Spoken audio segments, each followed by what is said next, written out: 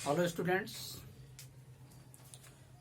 हम लोग Gauss theorem के एप्लीकेशन की स्टडी कर रहे हैं, जिसमें से लास्ट एप्लीकेशन में हमने आपको बताया था कि किसी एक समान आवेशित गोलीय कोश के कारण वैद्युत क्षेत्र की तीव्रता की वैल्यू निकाला था, है ना। उसके पृष्ठ पर, उसके आंतरिक बिंदु पर और बाह्य बिंदु पर। पिछला जो टॉपिक हम लोग पढ़े थे उसी के सिमिलर ये वाला भी टॉपिक है। बस इस फेयर को हम यहाँ क्या लेंगे, नॉन कंडक्टिंग यानी अचालक गोला लेंगे, है ना। तो आज का हमारा जो टॉपिक है, एक समान आवेशित अचालक गोले के कारण वैद्युत क्षेत्र की तीव्रता। इस एप्लीकेशन में हम लोग पढ़ेंगे क्या, एक समान आवेशित अचालक गोले के कारण वैद्युत क्षेत्र की तीव्रता का हम डिडक्शन करेंगे, है ना स्टूडेंट। चलिए देखा जाए, है ना। देखिए सबसे पहले हम लोग क्या मानेंगे, मान लिया जाए कि एक अचालक गोला यानी एक विलगित गोलीय अचालक, यानी एक अचालक यानी क्या होगा, एक गोला मानेंगे जो अचालक होगा, है ना। देखिए फिर से मैं बना दे रहा हूं, एक विलगित अचालक गोला है जिस पर क्या है प्लस, देखिए जिसका सेंटर O है और रेडियस इसका कैपिटल R ले लिया। मान लिया गया कि एक गोलीय अचालक है जिसका त्रिज्या R और सेंटर क्या है O मान लिया गया, है ना। त्रिज्या R माना, सेंटर O मान लिया। अब क्या स्टूडेंट, जब किसी गोली अचालक को हम आवेश देंगे, यह आवेश क्या होगा, उसके संपूर्ण आयतन में वितरित हो जाएगा।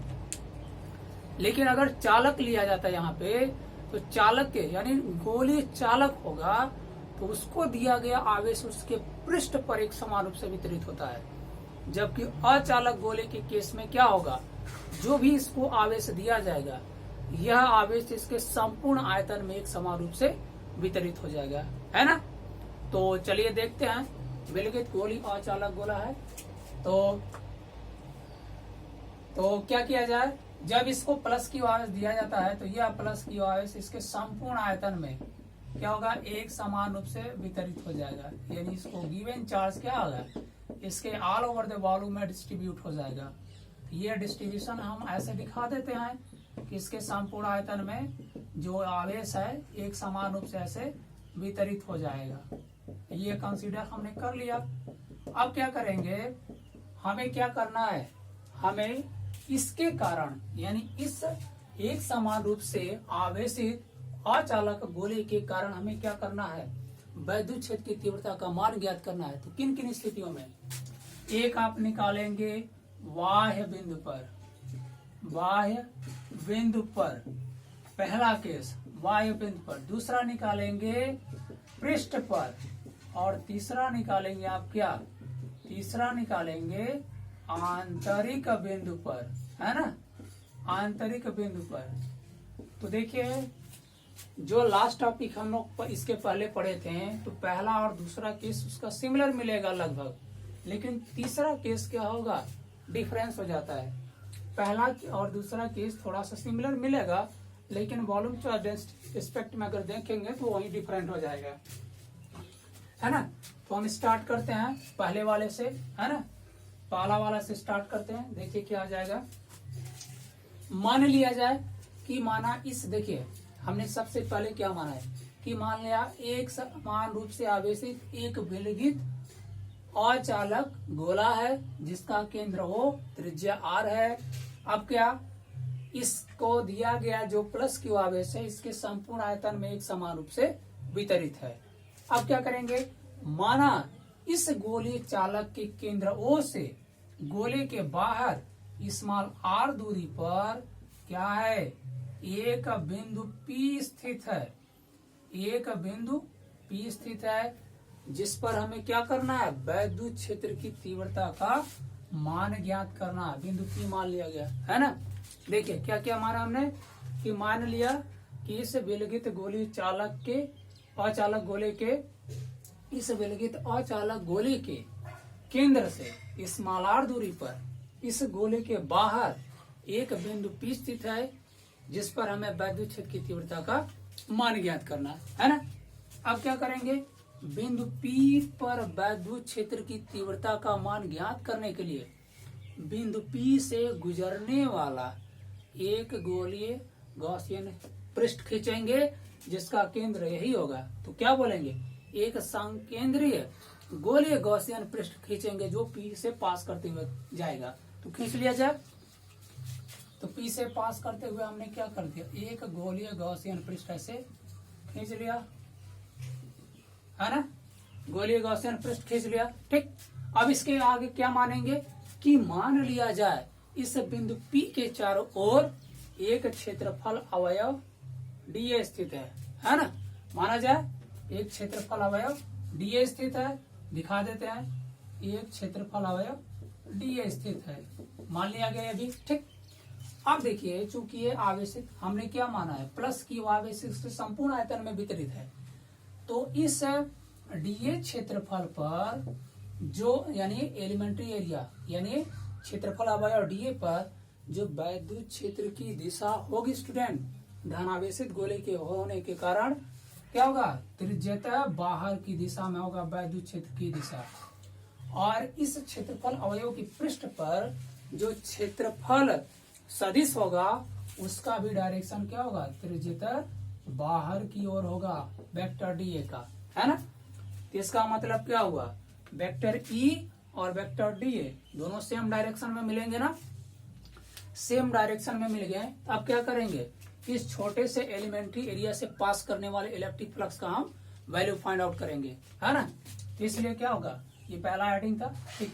इसलिए क्या होगा, क्षेत्रफल अवयव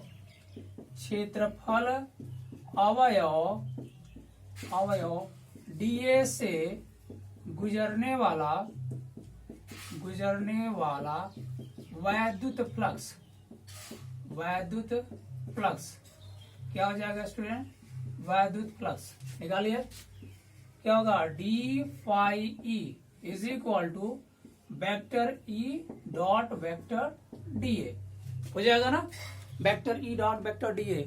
अब क्या करेंगे, इसको ब्रेक करिए, तो E dA cos 0 डिग्री, क्यों, since vector E is parallel to vector dA, ये इंप्लाई करेगा क्या, theta is equal to 0 degree.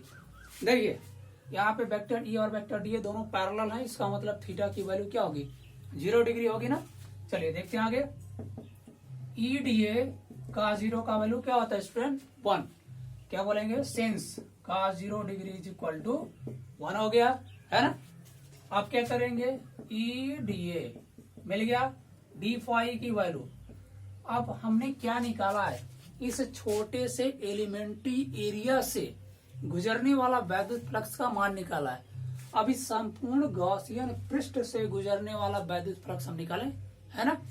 तो निकालते हैं, क्या होगा, अतः क्या होगा, अतः संपूर्ण गॉसियन पृष्ठ से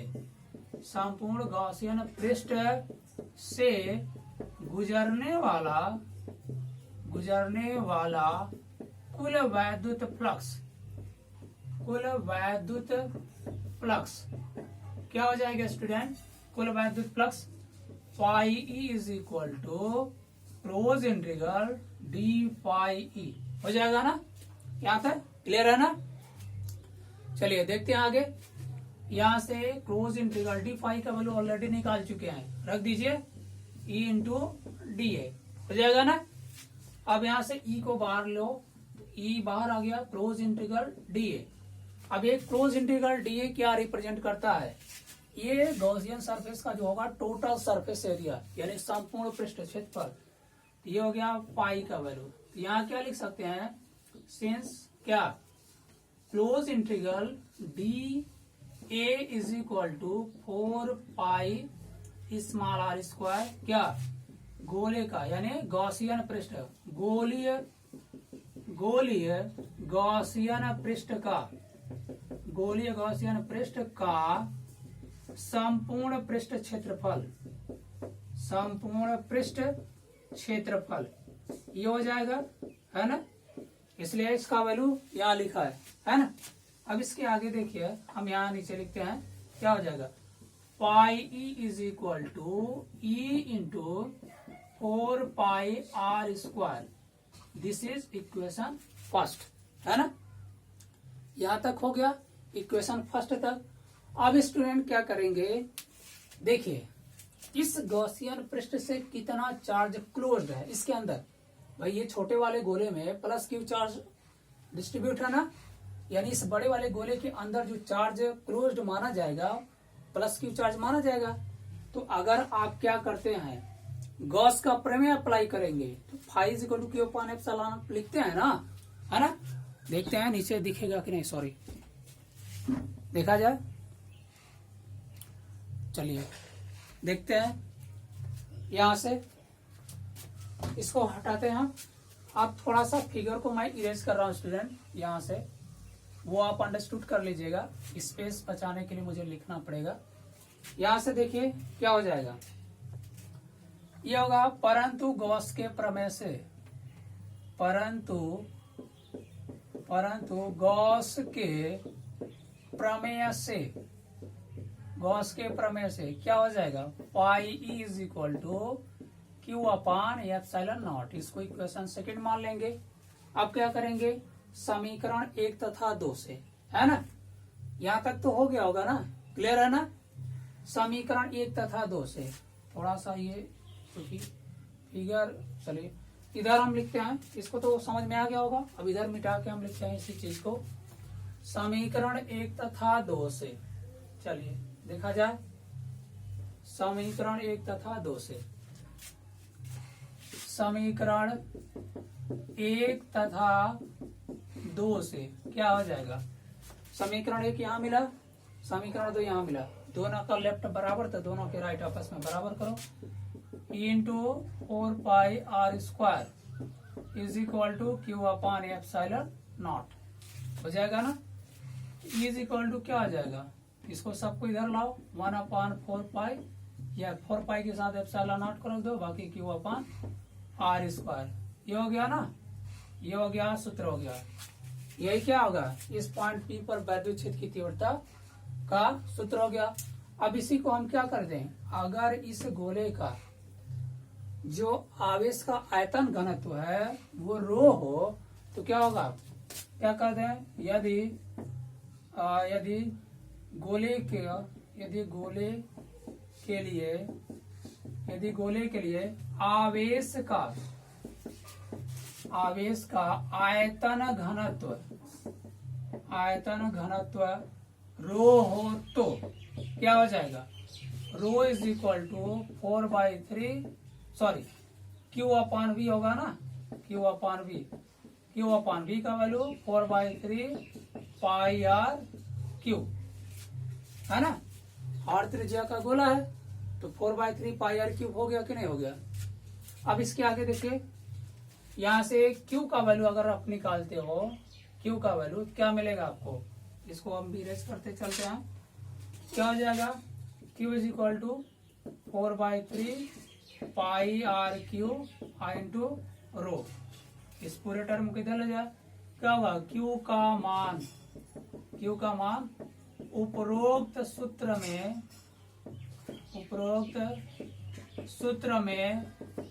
रखने पर क्या हो जाएगा, is equal to 1/4 pi epsilon nought, Q की जगह रखो ये 4/3 पाई आर क्यू रो, और देखिए नीचे क्या हो जाएगा, स्मॉल आर स्क्वायर है तो लिखो, देखो 4 से 4 कैंसिल, पाई से पाई कैंसिल, जो बचा उसको लिखो, रो बच गया, और क्या बचा, आर क्यूब बचा है। आर वाला टर्म एक दूसरे के साथ लिखेंगे, रो और epsilon r, rho upon epsilon nought, 3 भी यहाँ नीचे आ जाएगा, क्या होगा, r cube upon 3 into small r square.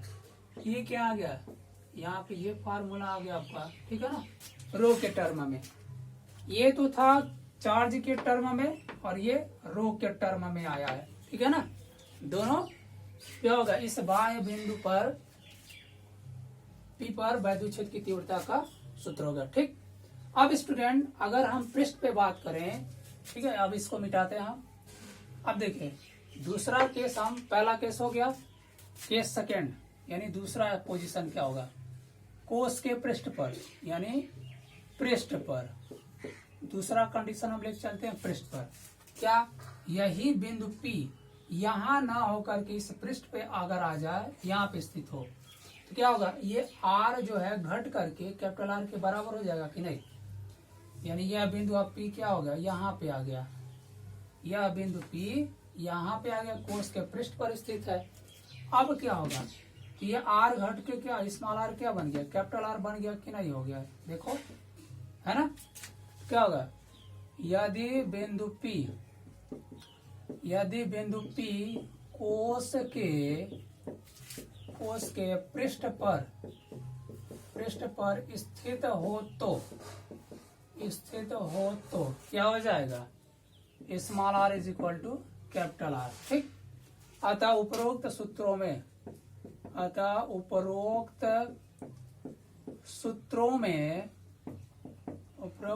में स्मॉल r बराबर कैपिटल R रखने पर, रख दिया जाए, इसमें कैपिटल R रखो, r की स्मॉल r की जगह क्या मिलेगा, इज इक्वल टू मिल जाएगा 1/4 pi epsilon not Q upon capital R square. ये फार्मूला मिल गया ना। दूसरा वाला क्या हो जाएगा, इसमें रखा जाए स्मॉल r की जगह कैपिटल R, क्या हो जाएगा, is equal to rho upon epsilon nought RQ upon 3 capital R square होगा। ठीक, और यहां से इसको सिंप्लीफाई करेंगे तो क्या मिलेगा, ये मिल जाएगा is equal to rho upon epsilon nought क्या होगा, R अपॉन 3 स्क्वायर है तो 2 पावर कैंसिल, 1 पावर बचेगा, नीचे 3, ये हो जाएगा आपका फार्मूला। ठीक है ना, यानी कोष के पृष्ठ पर ये हो जाएगा। ठीक, स्टूडेंट दो केस में हमने बता दिया, एक क्या बताया, एक बाह्य बिंदु पर, देखिए बाह्य बिंदु पर ये और ये फार्मूला है, पृष्ठ पर एक ये फार्मूला मिला और एक ये फार्मूला मिला। अब एक तीसरा केस है स्टूडेंट, है ना, तो तीसरा केस अब हम देखेंगे। चलिए तीसरा केस देखते हैं, इसको पूरा मैं इरेज करता हूँ अब तीसरे केस के लिए। तीसरा केस थोड़ा मुझे जल्दी करना है इसको। चलिए तीसरा केस देखा जाए। तीसरा केस, अब देखिए स्टूडेंट क्या करेंगे, अब मान लेंगे जो बिंदु P स्थित था वो कोष के अंदर कहीं पे स्थित है, कहीं पर भी मान लेंगे कोष के भीतर, ये गोली कोष है ना, ये तो कोष है, अचालक गोली कोष, अचालक गोला है। अब क्या होगा, मान लेंगे बिंदु P क्या है, स्मॉल r दूरी पर स्थित है यहाँ से। ठीक है, आंतरिक बिंदु पर, तीसरा केस हम लेके चल रहे हैं, आंतरिक बिंदु पर, है ना, आंतरिक बिंदु पर। देखिए क्या होता है, अब आंतरिक बिंदु पर निकालने के लिए मान लिया गया कि बिंदु P गोले के भीतर केंद्रों से स्मॉल r दूरी पर स्थित है। अब इस P से गुजरने वाला फिर क्या करेंगे, एक गोलीय गॉसियन पृष्ठ खींच लिया। ठीक, डॉटेड से नहीं दिखा रहे हैं, ऐसे दिखा दिया। ठीक, ये गॉसियन पृष्ठ हो गया। अब देखिए पूरे गोले से जो घिरा हुआ चार्ज है, पूरे गोले में जो वितरित है वो Q है। अब मान लेंगे इस छोटे वाले गोले में जो घिरा हुआ है वो Q डैश है ना, संपूर्ण गोले में Q है ना, इसमें क्या होगा, Q डैश मान लो, थोड़ा सा कम हो जा रहा है ना। अब क्या, बिंदु P के चारों ओर मान लीजिए एक क्षेत्रफल अवयव, जैसे उसमें माने थे यहाँ पे भी मान लेंगे एक क्षेत्रफल अवयव dA स्थित है। क्या होगा, यहाँ पर भी वैद्युत क्षेत्र E बाहर की तरफ, ऐसे क्षेत्रफल अवयव dA का भी डायरेक्शन बाहर की तरफ। ठीक, अब क्या, P के चारों ओर जो ये एलिमेंट्री एरिया है, इससे पास करने वाला फ्लक्स का वैल्यू फाइंड आउट करो। क्या होगा, d phi is equal to क्या हो जाएगा, vector E dot vector dA, क्या होगा, E dA cos 0 degree, since vector E is parallel to vector dA, तो ये इंप्लाई करेगा theta is equal to 0 degree. यहाँ से E dA पिछले वाले की तरह है, cos 0 का वैल्यू 1, cos 0 डिग्री क्या होता है, 1 होता है। ये हो गया, यहाँ से मिल गया E dA, ये मिला छोटे से एलिमेंट्री एरिया से, है ना। अब इस पूरे से कितना पास करेगा, इस पूरे छोटे वाले गोले से कितना पास करेगा, अतः क्या होगा, अतः संपूर्ण गॉसियन पृष्ठ से गुजरने वाला कुल वैद्युत फ्लक्स क्या हो जाएगा, phi E is equal to close integral D phi E. चलिए रखते हैं डी पाई का वैल्यू, क्लोज इंटीग्रल ईडीए रखो, क्या होगा, ये बाहर चला गया, क्लोज इंटीग्रल डीए क्या होगा, E into close integral DA का मतलब क्या होगा, ये छोटा वाला गोला का जो टोटल सरफेस एरिया होगा, है ना, क्या होगा 4 पाई स्मॉल आर स्क्वायर, है ना, यहाँ लिख देंगे सिंस क्या होगा, close integral d A is equal to 4 pi are square, क्या होगा, गॉसियन पृष्ठ का, गोलीय गॉसियन पृष्ठ का, गोलीय गॉसियन